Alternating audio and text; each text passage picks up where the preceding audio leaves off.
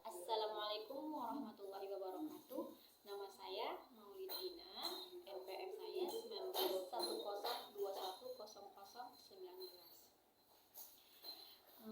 Saya mahasiswi dari Universitas Pembangunan Pancabudi Medan, Fakultas Pendidikan Agama Islam dan Humaniora. Dosen pengampu Ibu Rita Novianti, SPD, MPD. Materi pengelolaan kelas dan lingkungan belajar di lembaga pendidikan anak usia dini. Sebelum masuk materi yang akan saya jelaskan, lebih baiknya kita mengetahui apa itu lingkungan belajar. Lingkungan belajar adalah semua kondisi yang mempengaruhi tingkah laku subjek yang terlibat di dalam pembelajaran, terutama guru dan peserta didik sebagai ujung tombak proses pembelajaran di sekolah. Sedangkan pengelolaan kelas merupakan sebuah upaya untuk mewujudkan suatu kondisi, proses, atau kegiatan belajar mengajar yang efektif. Nah, itu tadi arti dari pengelolaan kelas dan lingkungan belajar. Nah, di sini saya akan menjelaskan jenis lingkungan belajar. Jenis lingkungan belajar di sini ada dua macam, yaitu yang pertama indoor dan outdoor. Yang pertama indoor. Lingkungan belajar indoor, lingkungan belajar ini atau indoor, lingkungan yang belajar yang memang sudah disediakan oleh manajemen sekolahan agar digunakan untuk para siswanya sebagai sumber belajar atau lingkungan belajar yang ada di dalam sekolah tersebut. Dalam lingkungan belajar di dalam indoor ini bisa kita manfaatkan seperti bisa tempat imtak, yaitu seperti sentra imtak, sentra seni, itu bisa kita gunakan dalam ruangan dan kegiatan-kegiatan lainnya. Seperti ada perpustakaan mini untuk anak-anak sekolah. Kedua, ada lingkungan belajar outdoor, yaitu lingkungan atau sarana belajar yang berada di luar lingkungan sekolahan. Dalam artian lingkungan belajar ini diciptakan tidak untuk proses belajar mengajar, akan tetapi digunakan untuk proses belajar mengajar, seperti berolahraga, tempat bermain-main di luar ruangan, terus juga seperti mengenal lingkungan sekitar. Kita bisa mengenalkan kepada anak-anak apa warna daun, apa warna rumput, kalaupun ada binatang kita bisa tunjukkan itu hewan apa, dan masih banyak yang lainnya. Seperti misalnya kita tuh berjalan-jalan di area sekolah, kita melihat ada pohon pisang, dan kita bisa tunjukkan kepada anak kita, anak-anak Umi, itu pohon apa? Siapa yang tahu? Pasti mereka bisa langsung menjawab, pohon pisang Umi. Dan di situ kita bisa mengenalkan warna buah pisang itu warna apa, daun pisang itu warna apa, dan bentuknya gimana. Masih banyak yang belajar sambil mengajar. Berarti di dalam ataupun di luar ruangan itu sama-sama sangat bermanfaat bagi anak-anak dengan cara bermain sambil belajar. Manfaat belajar dalam kelas. Yang pertama, 1. Belajar dalam kelas siswa lebih aktif dalam jawab pertanyaan dari guru. Yang kedua, dalam metode diskusi dalam kelas dapat melatih siswa berpikir kritis dalam memecahkan masalah. Yang ketiga, guru lebih mudah mengatur siswa dan mudah menguasai kelas karena di dalam kelas mereka tidak banyak untuk tempat bermain karena di suatu ruangan itu memang sudah ada batasnya. Jadi anak-anak tersebut tidak bisa dapat berlari-lari kemana karena tempatnya sudah diatur dan tidak terlalu luas. Selain ada manfaat indoor, juga ada manfaat outdoor.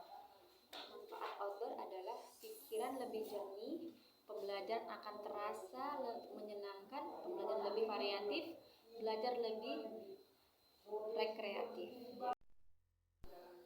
dan belajar lebih real, anak lebih mengenal pada dunia nyata dan luas tertanam image bahwa dunia sebagai kelas wahana belajar akan lebih luas. Dan anak merasa mempunyai percaya diri yang lebih tinggi. Dan tertanam image bahwa dunia sebagai kelas wahana belajar akan lebih luas, kerja otak lebih rileks, mengajak siswa belajar di luar kelas dapat memberi pengaruh positif, dapat menambah wawasan, bahkan dapat langsung diaplikasikan di lapangan seperti bermain bola, bermain karet, bermain engklek, dan sambil mengenal warna. Sangat banyak manfaat di lingkungan belajar outdoor. Baiklah, itu penjelasan saya tadi tentang outdoor dan indoor. Dan di sini saya akan menjelaskan tentang penataan ruangan. Penataan ruangan memperhatikan kebebasan anak bergerak. Penataan ruangan memfasilitasi anak bermain sendiri, kelompok kecil dan kelompok besar, aman, bersih, nyaman, dan mudah diakses oleh anak yang berkebutuhan khusus. Mudah untuk dikontrol atau dipantau secara keseluruhan. Sentra balok dan sentra main peran saling berdekatan. Sentra seni dengan sentra main bahan alam berdekatan. Buku ditempatkan di setiap sentra atau tempat tertentu yang mudah dijangkau semua anak-anak tersebut. Sentra disusun lebih fleksibel agar dapat dirubah sesuai dengan kebutuhan cahaya, sirkulasi udara, sanitasi, lantai atau karpet bebas dari kutu, jamur, dan debu. Penggunaan cat tembok dan kayu tidak mudah luntur saat dipegang anak. Lantai tidak berbahan licin dan harusnya mudah dibersihkan. Stop kontak tidak mudah dijangkau oleh anak. Pegangan pintu setinggi jangkauan anak-anak kecuali pintu pagar setinggi jangkauan orang dewasa. Dinding sebaiknya dilukis permanen, warna perabot dan dinding menggunakan warna natural, bebas dari asap rokok, bahan pestisida, dan toksin atau bersifat racun. Bebas dari bahan yang mudah terbakar atau rapuh. Nah, itu dia penjelasan dari penataan ruangan. Menjelaskan tentang perlengkapan belajar. Perlengkapan belajar merupakan segala sesuatu yang dibutuhkan dalam proses belajar mengajar. Perlengkapan belajar indoor yaitu meja, kursi, alat tulis, loker, APG, dan alat peraga. Dan yang kedua, perlengkapan belajar outdoor. Perlengkapan belajar outdoor, alat atau sumber belajar di luar ruangan atau kelas yang digunakan hendaknya memenuhi kebutuhan anak untuk memupuk perkembangan motorik, intelektual, sosial, dan emosional anak. Oke, dan tadi saya sudah menjelaskan apa itu outdoor atau apa itu indoor, apa itu pengelolaan kelas, dan yang lain-lainnya. Sekarang saya akan menjelaskan tentang apa itu pendidikan anak usia dini. Pendidikan anak usia dini yaitu jenjang pendidikan yang sebelum jenjang pendidikan dasar, yang merupakan suatu upaya atau pembinaan bagi anak usia dini sampai umur 6 tahun. Nah, untuk pembelajaran kepada anak usia dini dengan pembelajaran yaitu belajar sambil bermain. Dengan memberikan pembelajaran tersebut haruslah dengan media yang disediakan oleh guru dan pihak sekolah. Dan di dalam media tersebut haruslah belajar sambil bermain. Karena kita sebagai orang tua dan guru hanya sebagai motivasi dan pembimbing anak tersebut. Orang tua tidak berhak dalam mengutamakan apa obsesinya kepada anak tersebut. Seperti orang tua ingin anaknya bisa membaca, seperti bisa berhitung, bisa mengenal huruf, dan bisa yang lebih dari anak seperti di dalam usia 4 sampai 5 tahun. Orang tua tidak bisa memaksakan kehendaknya, yaitu tadi seperti harus pintar, harus bisa berhitung, dan anak harus bisa baca. Karena anak dalam belajar harus konkret dan nyata. Kita, guru dan orang tua, kita hanya bisa memotivasi dan memfasilitasi anak tersebut. Adapun contohnya seperti tema tanaman dan subtemanya buah-buahan. Kita ajak anak-anak itu berkeliling. Tema kita begini, belajarnya outdoor, karena tanaman itu lebih banyak di luar ruangan dibandingkan dalam ruangan hanya memakai alat peraga. Kita ajak anak-anak belajar sambil bermain, yaitu dengan cara berjalan di sekeliling sekolah. Seperti kita lihat itu anak, kita lihat ada pohon mangga, kita tunjuk, anak Umi, itu pohon apa ya? Kalau siapa yang tahu dan buah apa, pasti ada yang menjawab, itu buah mangga Umi. Ya, mangga kalau sudah matang warnanya apa? Warna apa ya warna Umi? Pas juga adanya warna kuning Umi. Nah, di situ terus daunnya warna apa? Warna hijau. Batangnya warna apa? Warna hitam. Dan di situ banyak pembelajaran yang bisa didapatkan oleh anak tersebut, dengan mereka tidak menyadari bahwa mereka belajar sambil bermain di ruangan tersebut. Dan mereka dapat juga membuat kepercayaan diri mereka semakin timbul, karena anak-anak yang percaya diri itu lebih pintar daripada anak-anak yang pendiam. Dan disitulah kita menjelaskan kepada anak-anak tersebut bahwasanya daun itu warnanya hijau, mangga itu warnanya apa, dan buahnya banyak sekali di pohonnya. Dan disitu pula, bila kita tidak mendapatkan subtema yang mau kita bicarakan dengan anak tersebut, kita lihat saja di sekelilingan sekolah kita, seperti ada hewan, kita lihat tuh, misalnya tuh kita lihat ada kambing, pasti mereka tanya, kita menanyakan kepada mereka, kita menjelaskan kepada mereka, ada berapa kaki kambing, ada berapa telinga kambing. Di situ kita dapat mempelajari semua apa yang kita lihat kepada anak-anak tersebut. Kita bisa membuat pembelajaran dan media di luar apa subtema kita, karena di luar atau outdoor itu banyak sekali pembelajaran, seperti melihat kendaraan, melihat kayak ada orang tua, ada nenek-nenek tuh lewat, itu siapa, kita panggil nenek, atau kita lihat ada kakek, kita panggil kakek. Dan itu juga dalam menyapa dan memberi salam atau menghormati ke orang tua, itu juga dapat pembelajaran yang sangat baik untuk anak-anak tersebut. Dan juga bisa menyapa, assalamualaikum nek, assalamualaikum kek, assalamualaikum ibu. Itu sangat bermanfaat untuk anak tersebut, karena mereka bisa dapat menghormati orang tua. Dan kalau kita belajar di ruangan juga banyak manfaatnya, bukan tidak banyak manfaatnya, lebih banyak dan juga sama manfaatnya. Tapi dengan tema kita belajar sambil bermain, bukan dengan tidak memaksakan anak tersebut. Perbedaan di luar ruangan dan dalam ruangan itu berbeda dan punya kelebihan masing-masing.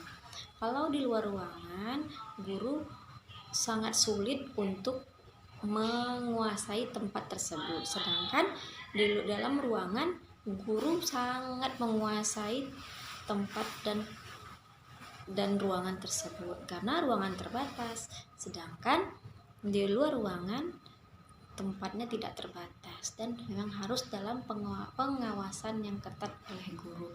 Adapun permainan dari dalam ruangan yaitu seperti kita mewarnai, membuat kolase, terus kerajinan tangan dari mewarnai dari biji kacang-kacangan seperti kacang hijau, seperti biji jagung, dan kita juga bisa memakai alat peraga, karena alat peraga itu juga bisa anak-anak mengetahui apa itu hewan apa, terus itu kegunaannya apa, seperti praktek sholat. Kita sebelum melaksanakan praktek sholat, kita harus mempunyai alat peraga dengan praktek sholat. Yang pertama itu tadi, kita mau apa?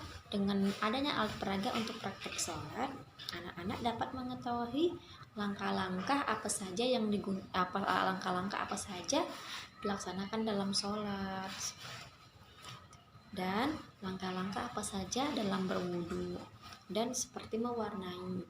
Anak-anak lebih berimajinasi dalam mewarnai. Mereka bisa menghayal, misalnya itu pelanginya warnanya apa ya? Oh iya, yang pertama mereka bisa berpikir karena mereka juga belajar di luar ruangan, dan mereka bisa mencurahkannya di dalam mewarnai. Disitulah anak-anak berekspektasi, mengeluarkan inspirasi perasaannya di dalam mewarnai tersebut. Disitulah semua bisa diuraikan isi hati mereka dalam mewarnai tersebut. Anak-anak tersebut akan merasa senang karena di dalam mewarnai itu mereka dapat mengenal warna, mengenal bentuk, dan juga bisa mengeluapkan isi hati mereka. Ketika mereka sedang sedih, mereka sedang marah, mereka sedang senang, waktu mewarnai itu sangat kelihatan dalam mereka mempraktekkan mewarnai. Misalnya tuh mereka sedang marah, pasti mereka mewarnainya sampai kencang-kencang. Terus kalau mereka lagi senang, pasti mereka mewarnainya dengan tenang dan hati riang. Sedangkan kalau sedih, mereka pasti malas untuk mewarnainya, pasti dengan mukanya sedih. Dan ketika membuat kolase, kita tuh ada kertas gambar, misalnya gambar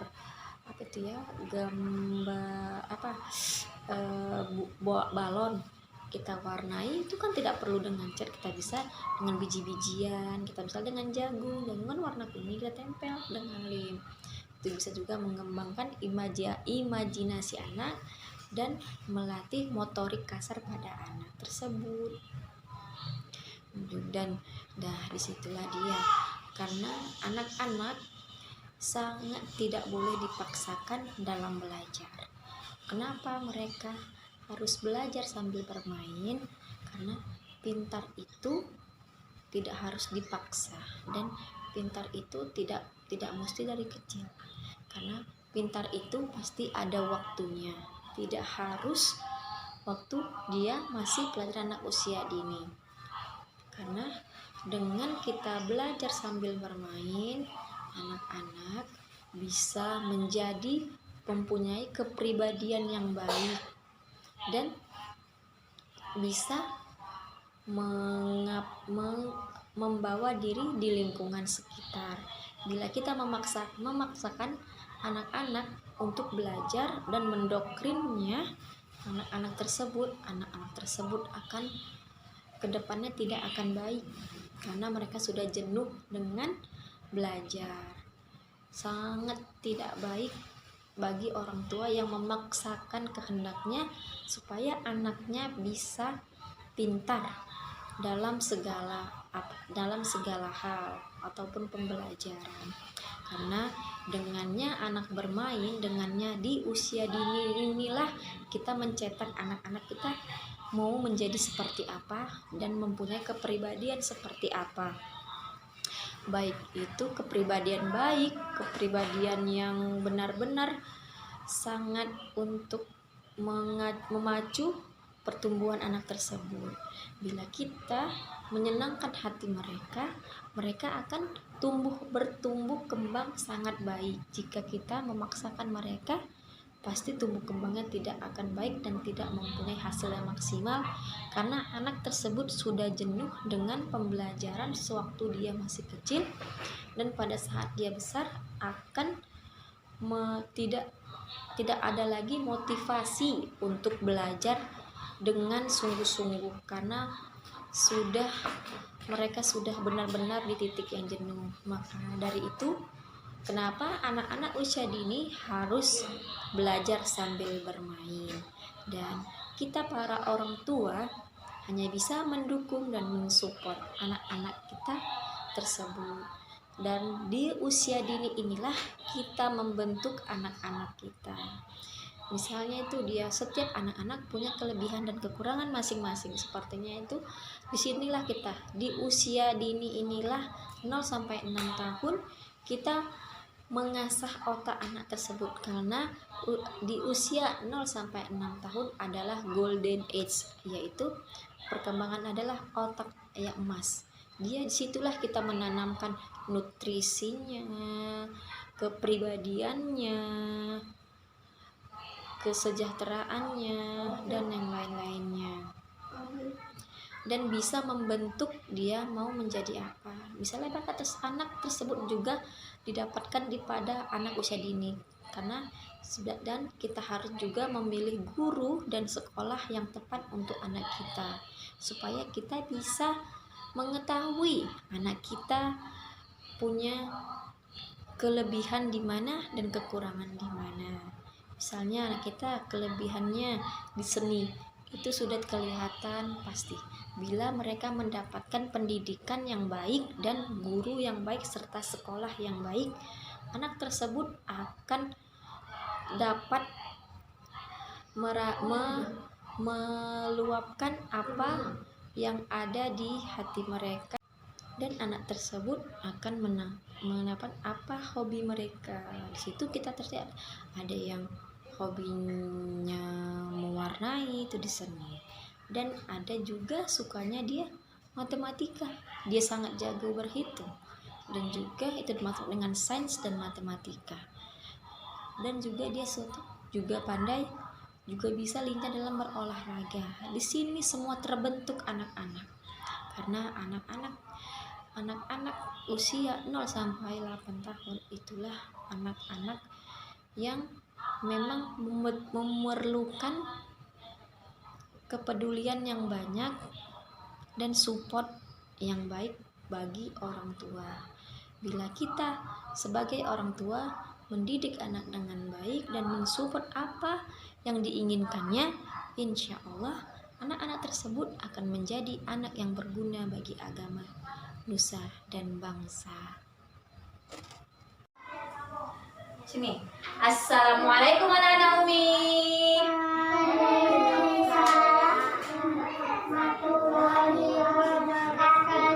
Nah, kurang semangat, ulangi lagi ya. Assalamualaikum anak-anak Umi. Waalaikumsalam warahmatullahi wabarakatuh. Apa kabarnya? Alhamdulillah. Alhamdulillah, luar biasa. Allahu Akbar. Udah, ini hari apa? Hari Rabu. Hari Rabu. Tanggal berapa? Ada yang tahu tanggal berapa ini hari? Tanggal berapa ini hari? Tanggal 2. Bulan 12 tahun 2020.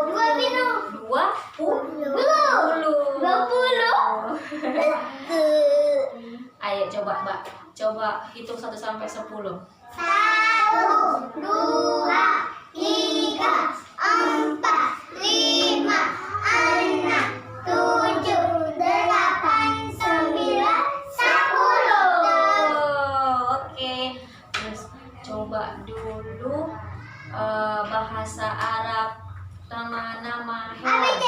Nama-nama hewan, ayo. Filun gajah, lisanun kuda, hitun kucing, Oh, namun kambing.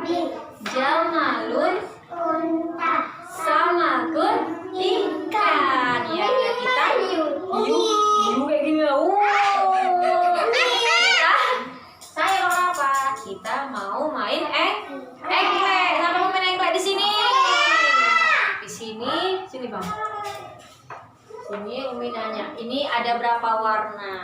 Ada 6. Kakak biru Mi. Coba Umi tanya, ini warna apa? Merah. Iya, ini warna apa? Biru. Pinter. Ada Ini warna 9 nih. apa? Kuning. Ini warna? Orange. Ayo kita main. Iya, ayo kita main. Kakak warna biru. Kita main berdiri di sini lihat. Ini kakak warna kuning. Iya, Kakak iya, warna iya. biru. Antri. Merah. Antri ya, sini bawa baris. Baris. Ini kakak biru ya. Iya, sama-sama semua Ini dapat. kakak sudah dapat. Oke, baris ya. Pengaruh di belakang lah, pengaruh kan tinggi. Ayo baris kereta api. Lihat Umi ya, lihat Umi. Di mana tak warna merahnya? Di mana? Di mana tak warna merahnya? Dekat biru. Dekat warna? Biru. Dekat warna apa? Merah. Ngerti? Ngerti? Oke.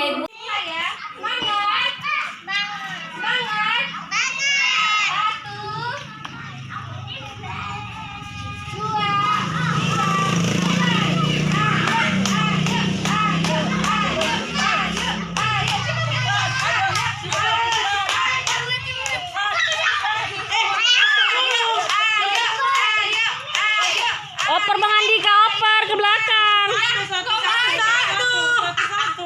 Nggak mau diulang-ulang. Kayak tadi kan satu-satu. Kok Andika lupa? Terus yang perempuan, terus.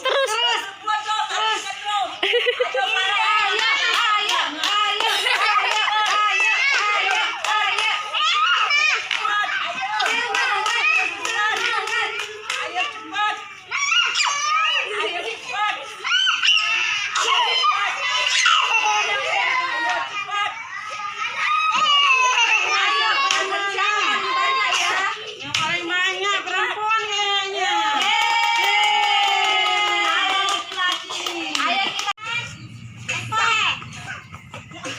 Dompetnya besar, keluar kakinya. Lagi.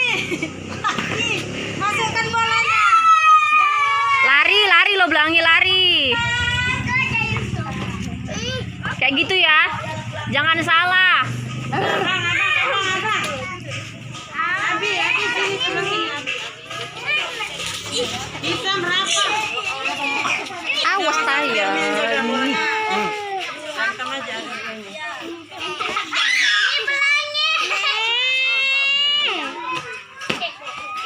Lari Kak. Awas lah Bang Yusuf.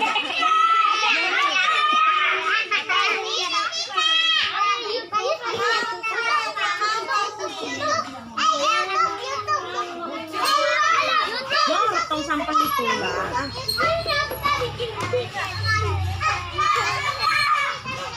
Ya. Taruh bolanya. Bolanya taruh sini. Ih, ya Allah ini dua-dua ini. Udah sama aja Sang.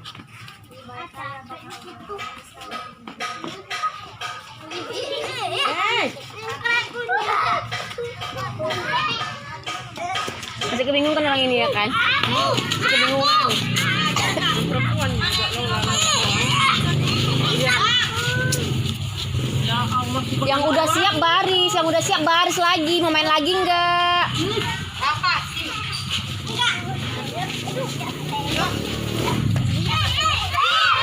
Sam, awas lah. Iya, cocok. Lurus saja. Engklek ya, engklek. Nah, kita nengok yang main. Kenapa main? Nah. Sini masukkan bolanya. Nak. Belum ada yang bener. Sana. Belum ada yang bener.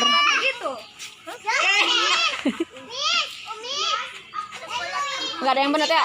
Engklek ya, Kak.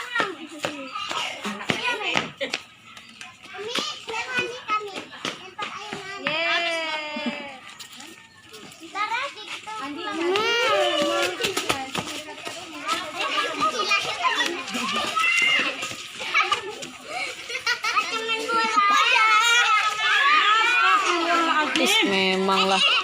Capek kan nengok berapa ini? Dia situ main lagi. Enak lagi. Iya, nanti masih banyak mainnya. Bentar lagi jam siap orang itu. Mono. Dan demikianlah pengertian pengelolaan kelas dan lingkungan. Semoga apa yang saya sampaikan bermanfaat bagi kita semua dalam mengajarkan dan mendidik anak-anak kita di masa 0 sampai 8 tahun ini agar tetap memberi motivasi dan semangat kepada anak-anak kita dan seluruh peserta didik. Demikianlah yang bisa saya sampaikan. Assalamualaikum warahmatullahi wabarakatuh.